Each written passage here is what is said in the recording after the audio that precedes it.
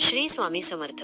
आज आपण राखी किती दिवस परिधान करावी, राखी कधी काढावी आणि राखी काढून काय करावे हे या व्हिडिओमध्ये पाहणार आहोत। राखी किती दिवस परिधान करावी जाणून घ्या। धार्मिक नियम आणि पौराणिक मान्यता। रक्षाबंधनाच्या सणानंतर राखी किती दिवस मनगटावर बांधून ठेवावी।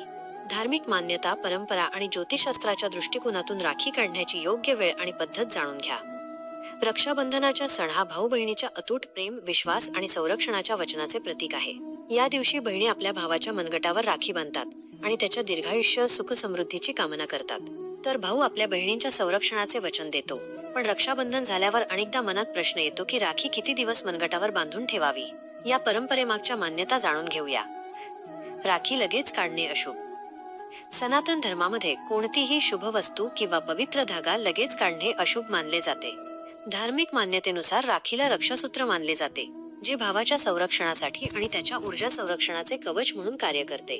म्हणूनच ती कमीत कमी 15 दिवस मनगटावर बांधून ठेवणे शुभ आणि फलदायी मानले जाते।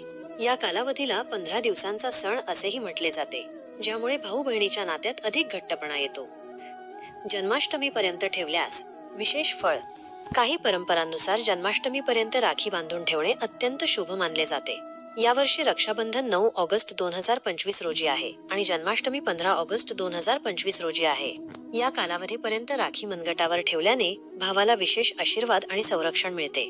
यानंतर राखीला कोणत्याही पवित्र ठिकाणी, जसे की एखाद्या झाडाखाली किंवा वाहत्या पाण्यात, सन्मानाने विसर्जित करावी। दसऱ्यापर्यंत राखी बांधून ठेवण्याची परंपरा। काही भागांमध्ये अशीही मान्यता आहे की दसऱ्यापर्यंत राखी परिधान केली जाते। दसरा हा वाईटावर चांगुलपणाचा विजय साजरा करण्याचा सण आहे आणि या दिवसापर्यंत राखी भावासाठी संरक्षक कवच म्हणून काम करते। असे मानले जाते की दसऱ्यापर्यंत राखी बांधल्याने भावाचे नकारात्मक शक्तींपासून संरक्षण होते। ज्योतिषशास्त्राच्या दृष्टिकोनातूनही शुभ। पंचांग आणि ज्योतिषशास्त्राच्या मान्यतेनुसार राखी पौर्णिमेपासून 15 ते 16 दिवसांपर्यंत बांधून ठेवणे अत्यंत शुभ मानले जाते। 16व्या दिवशी राखी नदीत किंवा इतर कोणत्याही पवित्र जलस्रोतात प्रवाहित करावी। यामुळे भावाच्या आयुष्यात दीर्घायुष्य, यश आणि आनंद कायम राहतो। राखीचा सन्मानपूर्वक विसर्जन करा।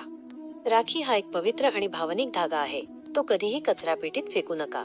जर राखी तुटली किंवा खराब झाली तर ती तुळशीच्या रोपाजवळ ठेवून प्रार्थना करून तिला निरोप द्या।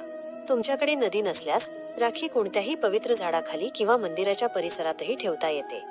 तुम्हा सर्वांना श्रावण महिन्याच्या खूप खूप शुभेच्छा।